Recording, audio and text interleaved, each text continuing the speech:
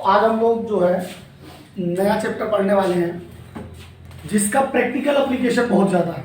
जैसे कि अभी हम ब्लूटूथ लगाए हों तो ब्लूटूथ के अंदर एक बैटरी लगी हुई है, या आपके घर में इन्वर्टर की जो बैटरी है, या हियरिंग डिवाइस के अंदर जो बैटरी होती है, या आप आज से बहुत साल पहले देखा होगा आप लोग रेडियो सुनते थे, तो रेडियो सुनते थे तो उसमें भी निप्पो की बैटरी लगी होती थी। और इन सभी चीज़ों में हो क्या रहा है, ये सारे डिवाइसेस से हम लोग इलेक्ट्रिसिटी ले रहे हैं। ठीक है, अब अगर आपको फिजिक्स वाली इलेक्ट्रिसिटी याद हो, जहाँ पे हम लोग बात करते हैं कि सॉलिड के अंदर इलेक्ट्रिसिटी कैसे मूव करती है, इलेक्ट्रिसिटी कैसे हम लोग सॉलिड से ले पाते हैं, जैसे कॉपर के अंदर करंट कैसे फ्लो करती है, तो वहाँ बात होती है कि कॉपर के पास क्या होते हैं, फ्री इलेक्ट्रॉन। कॉपर के पास क्या होते हैं, फ्री इलेक्ट्रॉन होते हैं। तो वहाँ से ये बात पता चला कि यार इलेक्ट्रिसिटी का फ्लो होगा तभी जब चार्ज फ्लो करेंगे। जब क्या करेंगे, चार्ज फ्लो करेंगे। तो यहाँ पर भी वही बात करने वाले हैं इलेक्ट्रोकेमिस्ट्री में। अब बेसिकली अगर आप फिजिक्स और केमिस्ट्री की बात करो तो फिजिक्स में मैक्रो लेवल पे चीज़ें होती हैं और केमिस्ट्री में माइक्रो लेवल पे जाना है हमें, कि अंदर जाके वो कैसे रिएक्शन हो रही है, कैसे इलेक्ट्रॉन फ्लो हो रहे हैं, उसकी बात हम लोग करने वाले हैं इलेक्ट्रोकेमिस्ट्री में। Is that clear? अब इलेक्ट्रो का मतलब सिंपल है इलेक्ट्रिसिटी, इलेक्ट्रो का मतलब सिंपल है इलेक्ट्रिसिटी, और केमिस्ट्री का मतलब बेसिकली हम लोग केमिस्ट्री के थ्रू इलेक्ट्रिसिटी को समझने की कोशिश करेंगे कि आखिर केमिस्ट्री के थ्रू इलेक्ट्रिसिटी कैसे प्रोवाइड की जा सकती है। ठीक है, अब देखो क्या होता है, अगर आप बात करोगे इलेक्ट्रिसिटी की तो इलेक्ट्रिसिटी कहाँ से आएगी, इलेक्ट्रॉन से आएगी। कहाँ से आएगी, इलेक्ट्रॉन से आएगी। और इलेक्ट्रॉन यहाँ पर केमिस्ट्री में कहाँ से आने वाले हैं, वो आने वाले हैं केमिकल रिएक्शन से। किससे आने वाले हैं, केमिकल रिएक्शन से। तो जो आप बैटरी हो गई, कोई भी बैटरी हो गई, उसकी जब हम बात करते हैं तो उस बैटरी के अंदर बेसिकली क्या हो रहा है, केमिकल रिएक्शंस हो रही है, और उस केमिकल रिएक्शन की वजह से चार्ज का फ्लो हो रहा है या इलेक्ट्रॉन का फ्लो हो रहा है। क्योंकि अगर सॉल्यूशन है तो चार्ज का फ्लो होगा, और अगर मान लीजिए वायरिंग कर दी आपने तो वायर के अंदर तो इलेक्ट्रॉन ही जाएंगे। बात समझ में आ रही कि नहीं आ रही है? तो ये कैसे इलेक्ट्रॉन या चार्ज के थ्रू इलेक्ट्रॉन फ्लो करेंगे और कैसे इलेक्ट्रिसिटी हमें कैसे इलेक्ट्रिसिटी एक बैटरी से मिलेगी, उसकी चर्चा हम लोग बिल्कुल माइक्रो लेवल पे जाकर करने वाले हैं इलेक्ट्रिसिटी में, इलेक्ट्रोकेमिस्ट्री में। Is that clear? अब इसमें इलेक्ट्रोकेमिस्ट्री को आगे बढ़ाने के लिए कुछ बेसिक चीज़ें समझनी पड़ेगी, जैसे कि ऑक्सीडेशन क्या होता है। जैसे कि ऑक्सीडेशन क्या होता है, मान लीजिए कोई मेटल है एम सॉलिड, और ये अपने को पॉजिटिव इलेक्ट्रॉन देने की टेंडेंसी होती है, ये कन्वर्ट हो जा रहा है Mn प्लस एक्वस और प्लस n इलेक्ट्रॉन में। तो आप ये देखो क्या कर रहा है, ये जो है 0 से प्लस n में जा रहा है। अब ये तो थोड़ा सा मुश्किल चीज़ है, थोड़ा और आसान करते हैं। जैसे कॉपर सॉलिड है, वो कन्वर्ट हो जा रहा है कॉपर 2 प्लस एक्वस और 2 इलेक्ट्रॉन में। तो यहाँ पर देखो कॉपर के ऊपर पहले ऑक्सीडेशन स्टेट क्या थी, 0 थी, अब क्या हो गई +2, अब क्या हो गई +2 हो गई। ठीक है, या मैं बात करता हूँ जिंक की, जिंक सॉलिड है और जिंक सॉलिड किस में कन्वर्ट हो रहा है, Zn2 प्लस एक्वस में कन्वर्ट हो रहा है। तो यहाँ पर भी हम लोग कहाँ जा रहे हैं, 0 से +2 जा रहे हैं। Then this is oxidation. यहाँ पर क्या हो रहा है, इंक्रीज हो रहा है ऑक्सीडेशन स्टेट में, इसीलिए हम लोग इसे क्या कहते हैं, ऑक्सीडेशन कहते हैं। क्या कहते हैं, ऑक्सीडेशन कहते हैं। एक होता है आपका रिडक्शन। क्या होता है, रिडक्शन। जैसे कॉपर 2 प्लस है, कहीं से इलेक्ट्रॉन को गेन कर ले और गेन करके वापस कॉपर सॉलिड में कन्वर्ट हो जाए, वापस कॉपर सॉलिड में कन्वर्ट हो जाए, तो ये क्या हो रहा है, बेसिकली +2 से जा रहा है 0 में। तो this is called what, reduction. This is called reduction. अब मान लो कि दो रिएक्शन को मिला देते हैं, Zn सॉलिड से कन्वर्ट हुआ Zn2 प्लस +2 इलेक्ट्रॉन, और कॉपर 2 प्लस एक्वस से कन्वर्ट हुआ कॉपर सॉलिड, और इसने 2 इलेक्ट्रॉन गेन किए। अब अगर इन दोनों इक्वेशन को ऐड कर दोगे तो 2 इलेक्ट्रॉन से 2 इलेक्ट्रॉन कैंसिल हो जाएंगे, और ओवरऑल जो इक्वेशन आ जाएगी वो आ जाएगी आपकी Zn solid copper 2 plus aqueous और Zn2 plus aqueous plus copper solid. तो ये हमारी क्या हो जाएगी, ओवरऑल रिएक्शन हो जाएगी। और इसमें क्या हो रहा है, Zn 0 से +2 में जा रहा है और कॉपर +2 से 0 में जा रहा है। तो यहाँ पर ऑक्सीडेशन भी हो रहा है और क्या हो रहा है, रिडक्शन भी हो रहा है। So this is called redox reaction, this is called redox reaction, this is called redox reaction. तो अगर आप इलेक्ट्रोकेमिस्ट्री पढ़ना चाहते हैं, अगर आप सेल और बैटरी को समझना चाहते हैं कि आखिर उसमें किस तरीके से रिएक्शंस हो रही है जिससे कि हमें इलेक्ट्रिसिटी मिल रही है, उसके लिए आपको रेडॉक्स रिएक्शन पता होना चाहिए। रेडॉक्स रिएक्शन के बारे में अगर आपको पता नहीं है तो फिर ये आगे की केमिस्ट्री समझना बड़ा मुश्किल होने वाला है। तो मैंने बेसिक चीज़ आपको रेडॉक्स रिएक्शन की बता दी, ठीक है।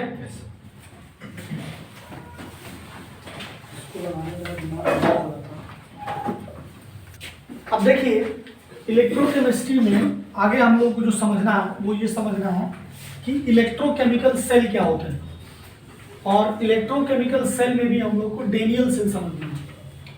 और डेनियल सेल में भी अगर आप Zn और कॉपर के इलेक्ट्रोड ले लेते हो तो वो गैल्वेनिक सेल कहे जाते हैं। वो क्या कहे जाते हैं, गैल्वेनिक सेल कहे जाते हैं।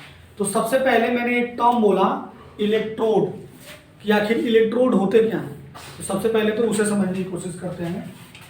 देखिए क्या होता है कि अगर आप बैटरी को देखो, अगर आपके घर में जो इन्वर्टर वाली बैटरी लगी हुई है, उस इन्वर्टर वाली बैटरी को देखोगे तो एक रेड कलर का यहाँ पर पोल लगा होता है और एक ब्लैक कलर का पोल होता है। जो रेड कलर वाला होता है उसे जनरली पॉजिटिव बोला जाता है और इसे हम लोग क्या बोलते हैं, एनोड। और जो आपका ब्लैक कलर का होता है उसे हम लोग क्या बोलते हैं, कैथोड बोलते हैं, क्योंकि वो नेगेटिव होता है।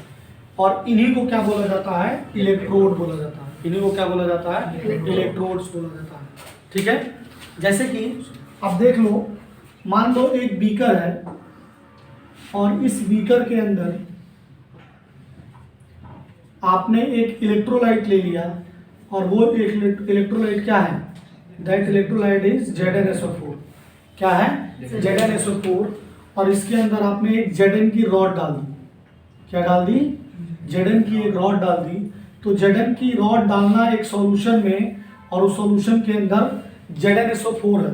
और ZnSO4 जब सॉल्यूशन में जाएगा तो क्या होगा, अपने कॉन्स्टिट्यूटेंट आयंस में क्या हो जाएगा, ब्रेक हो जाएगा। क्या हो जाएगा, ब्रेक हो जाएगा। तो इस कॉम्बिनेशन को हम लोग क्या बोलेंगे, इलेक्ट्रोड बोलेंगे। इस कॉम्बिनेशन को क्या बोलेंगे, इलेक्ट्रोड बोलेंगे। इस कॉम्बिनेशन को हम लोग क्या बोलेंगे, इलेक्ट्रोड बोलेंगे। इसी तरीके से अगर हम एक और इलेक्ट्रोड बनाएं, क्योंकि बैटरी के अंदर या सेल के अंदर केवल एक ही इलेक्ट्रोड तो होता नहीं है, दो इलेक्ट्रोड होते हैं। इसी तरीके से मान लीजिए कि एक और हम लोगों ने बीकर के अंदर कॉपर सल्फेट का सॉल्यूशन ले लिया और इसके अंदर एक रॉड डाल दी। वैसे कॉपर का ब्लू होता है तो ब्लू कलर कर देते हैं। और इसके अंदर एक रॉड डाल दी जो कि कॉपर की ही रॉड है, कॉपर की ही रॉड है, ठीक है। अब देखो यहाँ पर होता क्या है, अगर आप इसकी बात करो, ZnSO4 पे बात करो, तो जिंक क्या होता है, जो Zn है आपका वो ऑक्सीडाइज होता है और जो Zn की रॉड है वो ब्रेक हो जाती है Zn2 प्लस, और किसमें ब्रेक हो जाती है, Zn2 प्लस और +2 इलेक्ट्रॉन। मतलब क्या है, मैं आपको ब्लू कलर से दिखा रहा हूँ, ये रॉड ब्रेक होना चालू होती है और यहाँ से एक्स्ट्रा Zn2 प्लस सॉल्यूशन में आते हैं। ये वाले रेड वाले जो Zn दिख रहे हैं आपको वो ZnSO4 के हैं। मैं ये जो ब्लू वाले Zn दिखा रहा हूँ वो किसके हैं, इलेक्ट्रोड, वो इलेक्ट्रोड से आए हुए हैं। और इस इलेक्ट्रोड पे इलेक्ट्रॉन आ जाते हैं, क्योंकि जब Zn2 प्लस ब्रेक होगा तो क्या होगा, इलेक्ट्रॉन आ जाएंगे। और बेसिकली हो क्या रहा है यहाँ पर, Zn 0 से +2 में जा रहा है, तो यहाँ पर क्या होता है, ऑक्सीडेशन हो रहा है। क्या हो रहा है, ऑक्सीडेशन। और इलेक्ट्रोकेमिकल सेल में ये हमारा एनोड होता है। क्या होता है, एनोड होता है। अब इसको हम लोग क्या करते हैं, एक वायर के थ्रू जोड़ देते हैं। यहाँ पर हम लोगों ने एक मान लीजिए अमीटर लगा दिया, जिससे कि अगर करंट फ्लो होगी तो हम पता लगाएंगे। इज दैट क्लियर, हाँ या ना बोलो। अब यहाँ से जो ये इलेक्ट्रॉन है वो मूव कर रहा है इधर, ये इलेक्ट्रॉन इधर जा रहा है और सॉल्यूशन में यहाँ पर क्या है, सॉल्यूशन में यहाँ पर कॉपर 2+ है और SO4 2- है। कॉपर 2+ है और क्या है SO4 2- है। तो इस वाले इलेक्ट्रोड पे क्या हो रहा है कि जो कॉपर 2+ सॉल्यूशन का है, ध्यान देना, कॉपर 2+ जो सॉल्यूशन का है वो इन इलेक्ट्रॉन्स को क्या कर लेता है, गेन कर लेता है, इन इलेक्ट्रॉन्स को गेन कर लेता है। जो कॉपर 2+ है सॉल्यूशन के अंदर वो इन इलेक्ट्रॉन को गेन कर लेता है और कॉपर सॉलिड के फॉर्म में डिपॉजिट, और ये हमारा कहलाता है क्या, कैथोड। क्या कहलाता है, कैथोड। यहाँ पर +2 से हम किस में चले गए, 0 में चले गए। +2 से किस में चले गए, 0 में चले गए। तो यहाँ पर हो क्या रहा है, रिडक्शन। यहाँ पर क्या हो रहा है, रिडक्शन। Is it clear? अब जैसे ही इलेक्ट्रॉन का इधर फ्लो होता है, करंट हमारी क्या हो जाती है, जस्ट अपोजिट डायरेक्शन में फ्लो होती है। करंट हमारी क्या होती है, जस्ट अपोजिट डायरेक्शन में फ्लो होने लगती है और इससे हमें क्या मिलने लगेगा, करंट प्रोवाइड होना चालू कर जाता है। ये एक सेल के जैसा बिहेव करता है। अब ध्यान दीजिए, जो इलेक्ट्रोकेमिकल सेल होते हैं उसमें एनोड जो है वो नेगेटिव है और कैथोड जो होता है वो क्या है, पॉजिटिव है। कैथोड जो है वो क्या है, पॉजिटिव है, जो कि इलेक्ट्रोलिटिक सेल के जस्ट अपोजिट है। इलेक्ट्रोलिटिक सेल जो इलेक्ट्रोलिसिस में यूज होता है उसमें उल्टा होता है। Is that clear? Yes sir. अब एक चीज देखो ध्यान से कि इलेक्ट्रॉन गए वो हो गया, फिर करंट खत्म हो जाती है।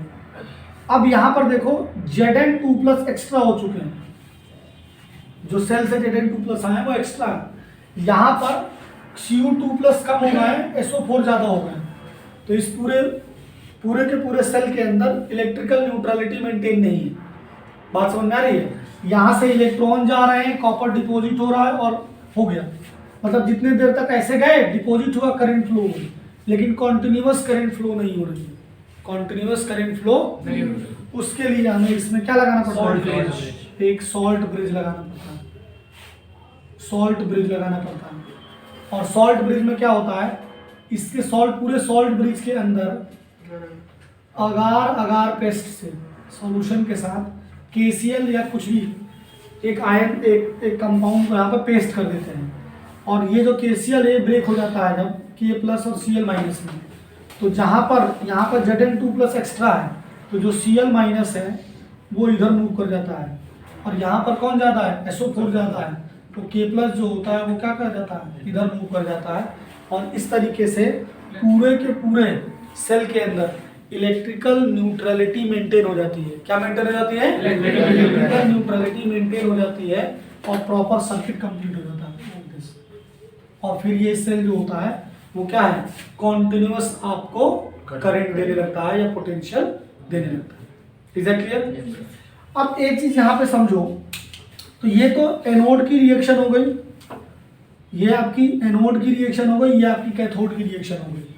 अब देखो हो क्या रहा है, जब सिंपल इस इलेक्ट्रोड की बात करो तो इस इलेक्ट्रोड में हो क्या रहा है कि इस इलेक्ट्रॉन और जो एक्स्ट्रा Zn2+ आए हैं इनकी वजह से एक पोटेंशियल क्रिएट हो जाता है, जिसे हम लोग क्या कहते हैं, इलेक्ट्रोड पोटेंशियल कहते हैं। जिसे हम लोग क्या कहते हैं, तो हर एक इलेक्ट्रोड का एक इलेक्ट्रोड पोटेंशियल होगा। हर एक इलेक्ट्रोड का क्या होगा, एक electrode potential. Is that clear? अब इसकी एक ओवरऑल इक्वेशन होगी, जो मैंने पूरा आपको लिखा था। तो सेल की एक ओवरऑल इक्वेशन होगी, इन दोनों को जोड़ देंगे, वो हो जाएगी Zn solid plus copper 2+ aqueous is equal to Zn2+ aqueous plus copper solid. जो डेनियल सेल हम लोग यूज कर रहे हैं, डेनियल सेल के लिए जो ई सेल आता है वो 1.1 वोल्ट होता है। क्या होता है, 1.1 वोल्ट होता है। अब देखो एक टर्म होता है दैट इज इलेक्ट्रोड पोटेंशियल। तो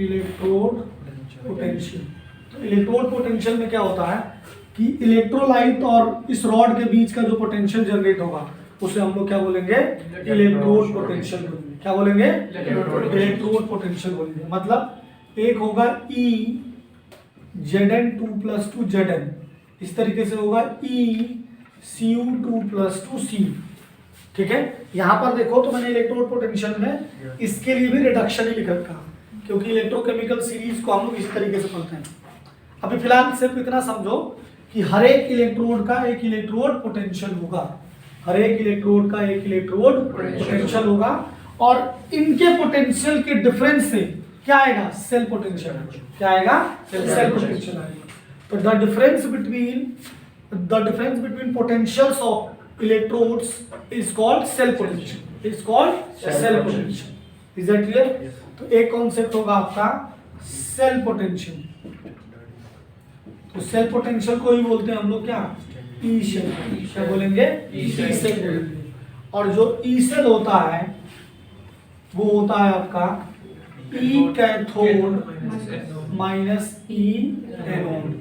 ई cathode minus E anode. E cathode minus cathode का पोटेंशियल में से एनोड के पोटेंशियल को माइनस कर देंगे तो उसे हम लोग क्या कहेंगे? सेल पोटेंशियल कहेंगे, ई सेल कहेंगे। क्या कहेंगे? ई सेल कहेंगे। Is that clear?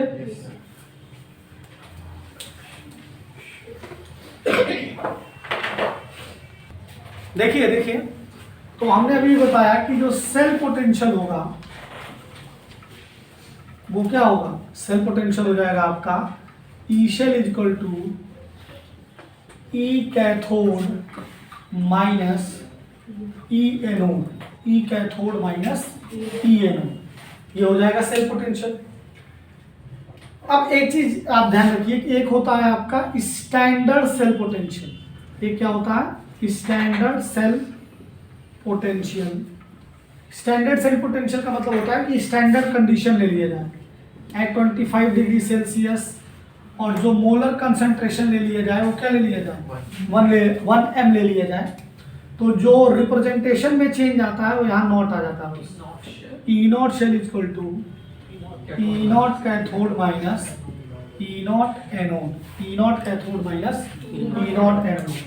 अभी मैंने आपको गैल्वेनिक सेल की इक्वेशन लिखी थी, Zn solid plus Cu2 plus aqueous is equal to Zn2 plus aqueous plus Cu solid. अब एक चीज होता है सेल रिप्रेजेंटेशन, क्योंकि बार बार हम लोग इतना बड़ा सेल तो बनाएंगे नहीं, तो उसके लिए क्या होगा? सेल रिप्रेजेंटेशन करना होगा। तो उसमें क्या होता है? पहले एक ऐसे पैरेलल लाइन बना ली जाती है। This parallel line represent salt bridge. This parallel line represent salt bridge. अब इसके इधर साइड लेफ्ट साइड में हम लोग क्या लिखते हैं? एनोड लिखते हैं। That is oxidation. Zn solid से किस में जा रहे हैं? Zn2 प्लस में, और इसका जो कंसंट्रेशन होगा वो यहाँ लिख दिया जाएगा C1। ठीक है? और इधर साइड में लेफ्ट में ऑक्सीडेशन और राइट में रिडक्शन। राइट में क्या होता है? रिडक्शन। तो कॉपर 2 प्लस, इसका कंसंट्रेशन अगर C2 है तो उससे किस में कन्वर्ट हो जा रहा है? C सॉलिड में कन्वर्ट हो जा रहा है। समटाइम्स कई बार जो है आपको इलेक्ट्रोड भी दिए होते हैं कि मान लो प्लेटिनम इलेक्ट्रोड यूज हुआ है तो इधर ऐसे प्लेटिनम लिखा होगा, या Ag इलेक्ट्रोड यूज हुआ है तो Ag लिखा होगा, कॉपर इलेक्ट्रोड लिखा हुआ है तो कॉपर यूज होगा। Is that clear? उससे हमें कोई लेना देना नहीं होता। मेन रिप्रेजेंटेशन जो है वो क्या है? ये। अब इसी इंफॉर्मेशन से हमें पता चल गया कि हमारा पूरा का पूरा जो मैंने यहाँ पे बड़ा सा सेल बनाया था वो सीधे सीधे ये रिप्रेजेंट करेगा। ठीक है? अब एक टर्म होता है that is electromotive force, that is EMF. That is EMF. EMF का मतलब, ईएमएफ क्या होता है? ईएमएफ जो है बेसिकली सेल पोटेंशियल ही होता है जब किसी भी बैटरी या सेल से करंट नहीं लिया जा रहा। जब हम लोग करंट नहीं ले रहे हैं, जब नो करंट ले रहे हैं, आगे आप लोग अंग्रेजी लिख लेना, जब करंट किसी भी सेल या बैटरी से नहीं लिया जा रहा है तो उस स्टेज पे जो सेल पोटेंशियल होता है वही हमारा क्या कहलाता है? ईएमएफ कहलाता है। तो जब आपके पेपर में ईएमएफ के बारे में डिटेल में आप करंट एंड इलेक्ट्रिसिटी में पढ़ेंगे फिजिक्स में, यहाँ पे उतना छूना नहीं है। मैं सिर्फ ये बताना चाह रहा हूँ कि अगर पेपर में आपसे क्वेश्चन पूछा जाता है कि find the EMF of the cell, तो उसका मतलब यही है कि आपको क्या निकालना है? सेल पोटेंशियल निकालना है। आपको क्या निकालना है? सेल पोटेंशियल निकालना है। कुछ और अलग से कोई चीज़ नहीं पूछी गई। सेल पोटेंशियल और ईएमएफ सेम ही होता है, लेकिन जो ईएमएफ होता है वो तब बोला जाता है जब किसी भी बैटरी से, जैसे कि तुम लोग निप्पो की बैटरी लेके आए घड़ी के अंदर लगाने के लिए, मम्मी ने मांगा, अब जब तक तुम्हारे हाथ में है तब तक उसका पोटेंशियल ईएमएफ कहलाएगा, और जब उसे बैटरी में लगा दिया तो वो सेल पोटेंशियल कहलाएगा। वो क्या कहलाएगा? सेल पोटेंशियल कहलाएगा, क्योंकि उस समय आप उससे करंट लेने लगे। बात समझ में आ रही नहीं आ रही? ठीक है, नोट करिए सर।